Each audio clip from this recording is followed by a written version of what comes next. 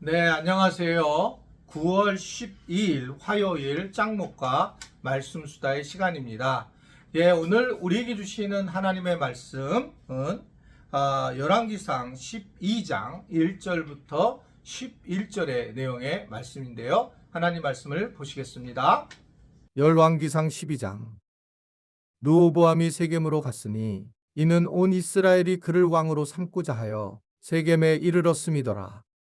느밧의 아들 여로보암이 전에 솔로몬 왕의 얼굴을 피하여 애굽으로 도망하여 있었더니 이제 그 소문을 듣고 여전히 애굽에 있는 중에 무리가 사람을 보내 그를 불렀더라. 여로보암과 이스라엘의 온 회중이 와서 르호보암에게 말하여 이르되 왕의 아버지가 우리의 멍에를 무겁게 하였으나 왕은 이제 왕의 아버지가 우리에게 시킨 고역과 매운 무거운 멍에를 가볍게 하소서. 그리하시면 우리가 왕을 섬기겠나이다.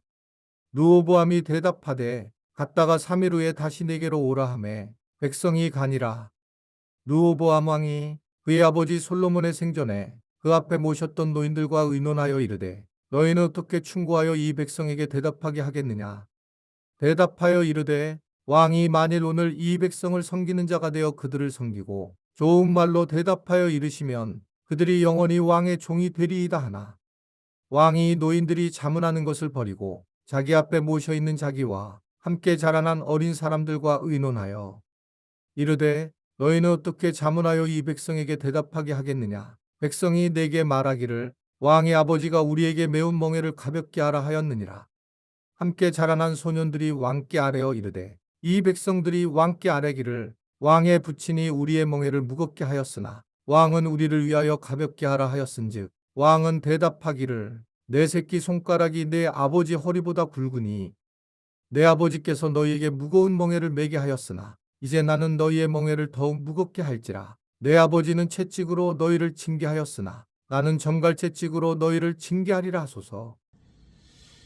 자, 솔로몬 왕 이후에 르호보암과 여로보암으로 나라가 나눠지게 되어서 어제는 이제 북이스라엘을 담당하게 된 여로보암 이야기를 듣게 되었고 오늘은 이제 남유다 쪽으로 향해 있는 르호보암 이야기를 우리가 함께 말씀으로 보게 되었습니다.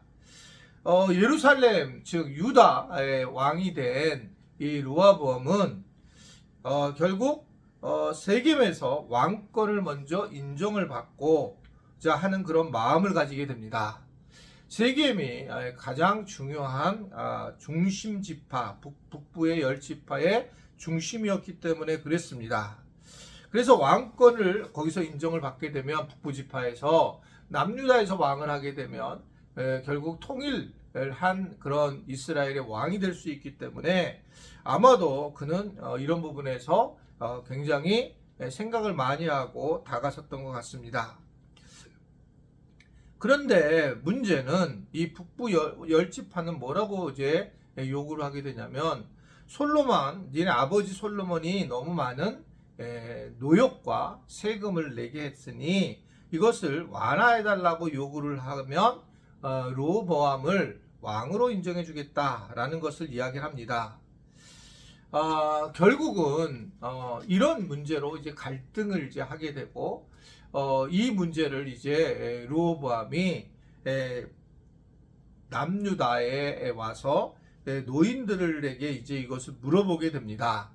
어떻게 이런 문제를 해결하면 좋겠습니까? 그러자 이 노인들은 권위로 인해서 왕이란 백성 위에 군림하는 게 아니고 하나님의 대리자로서 백성을 섬기는 자다라고 하는 것을 이야기를 하고 있습니다.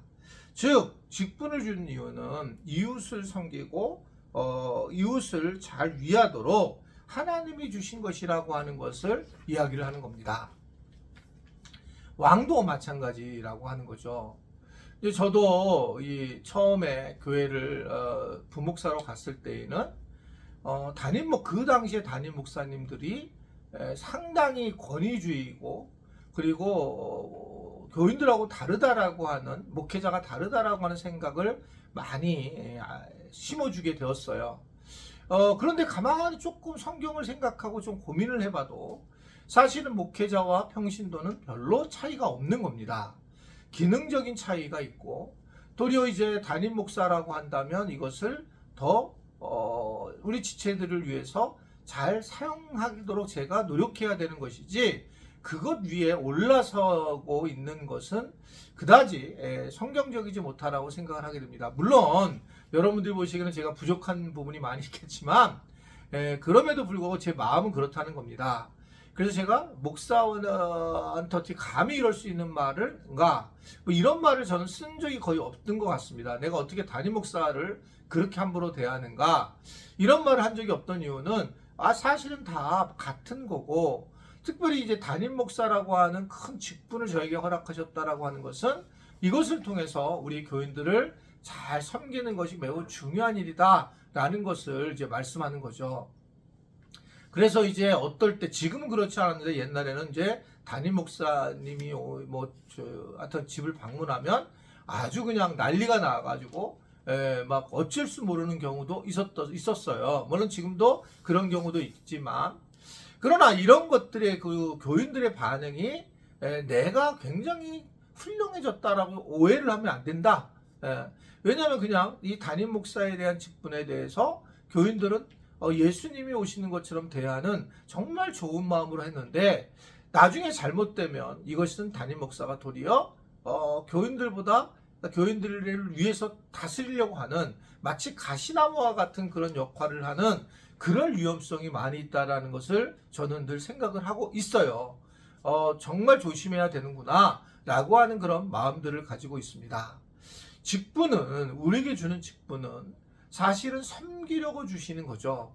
예수님도 이 땅에 오신 이유가 섬기려 하려 오신 것이지 섬김을 받으려 하시지 않았다라고 말씀을 하고 있고, 우리가 알고 있는 황금률도 그거잖아요. 마태복음 7장 12절에 너희가 남에게 대접을 받고자 하는 대로 남을 대접하는가 하라. 이것이 참 좋다라는 것을 이야기를 하는 거죠. 저는 이 말이 되게 중요하다라고 생각을 해요.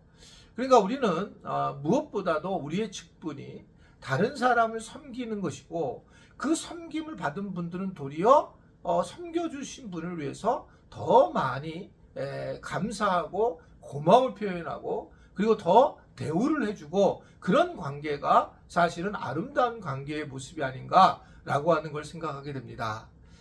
우리 교인들이 목회자들을 잘 대해주셨으면 좋겠고요. 특별히 이제 어린 목회자들이 있을 때에 정말 함부로 이름을 이렇게 부르면 안 될 거라고 생각을 하게 됩니다. 지금 잘 하고 있겠지만, 하고 계시겠지만, 그냥 이름을 툭 불러버리게 되고, 뒤에 목사님이라든지 전도사님 붙이지 않는다는 것은 우리 스스로가 먼저 어떻게 보면 예의를 가지지 못하게 하면서 어려운 일을 당하는 경우가 많이 있습니다. 그러니까 우리 성도들 간에도 마찬가지예요. 서로 간에 이 대화를 할 때에는 정확하게 누구 집사님, 누구 집사님 이렇게 불러야 되고, 특히 남녀 간에는 늘 조심해야 되는 것이 교회 공동체에서 매우 필요한 이야기다. 함부로 이 남자에 대해서 누구야 이렇게 부르게 되면 미묘한 감정이 들어갈 수가 있다는 것을 충분히 알 수 있어야 된다는 겁니다.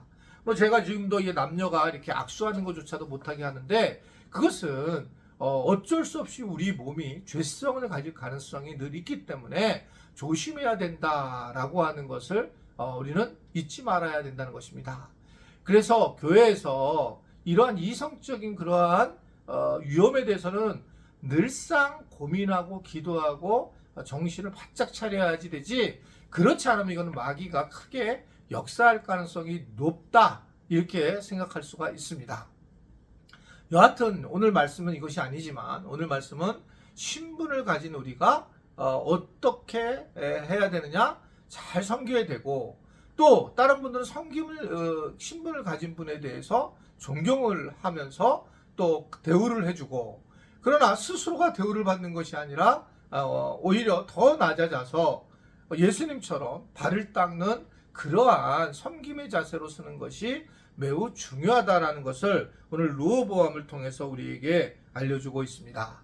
아무쪼록 우리 모두도 오늘 하루 하나님의 은혜 가운데에 잘 섬기는 하루가 될 수 있게 되기를 간절히 바랍니다. 기도하겠습니다.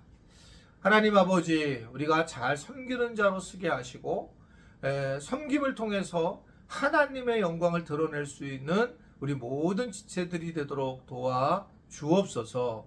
예수님의 이름으로 기도드리옵나이다. 아멘.